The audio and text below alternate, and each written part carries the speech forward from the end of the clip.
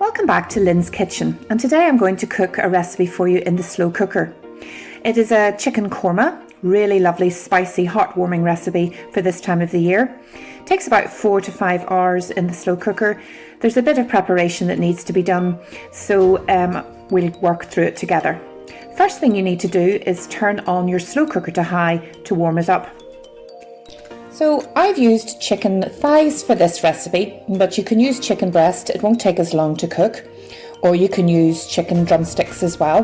These have the bones still in and the skin on, and I've just pan fried them on both sides for 2 or 3 minutes until they're golden brown, and then I've just drained them on some kitchen paper to get rid of any excess oil.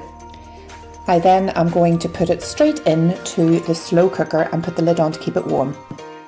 For the aromatics of this recipe, I have mixed in my blender 1.5 onions, 3 cloves of garlic and a thumb piece of ginger, and blitzed them with a little bit of water until they're smooth. I then added them to a pan and sauteed them to give them a little bit of colour.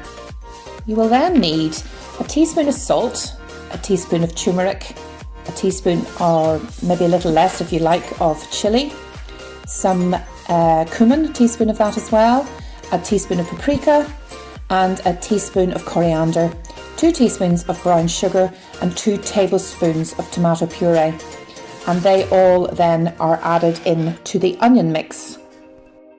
Let this mixture cook together for a little while before adding 300 ml of chicken stock. Stir that well and let it bubble away for about 10 minutes for the flavour to develop a little before pouring over the chicken pieces in your slow cooker. The sauce should really cover the meat totally, and I've added in some cauliflower for a little bit of extra vegetable. You don't have to do that.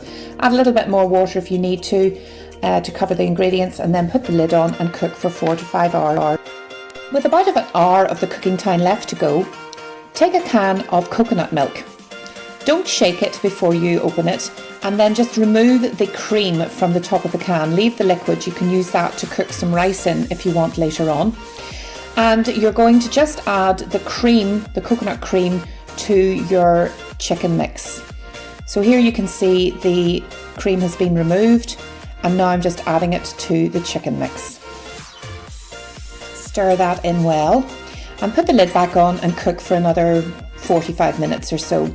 And just before the end, with maybe about 15 minutes to go, we're going to add some ground almonds. You can see that the colour has really developed through the cooking time, and the spices have developed beautifully. The flavour is beginning to really be tasty. And I'm going to add now, with 15 minutes to go, 100 grams of ground almonds.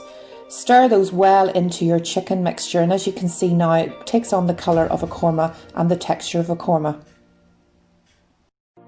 So I've left the almonds to cook in the chicken korma for about 15 to 20 minutes, just till the juices all thicken up. You can then turn your slow cooker to warm and serve just whenever you're ready to eat. I've served mine with some boiled rice and a little bit of salad on the side. You can serve with noodles or naan bread, maybe a little bit of natural yogurt or whatever you like to have with your curry. This korma has a lovely mellow flavour. The spices really cook through, so I hope you enjoy cooking this recipe in your slow cooker.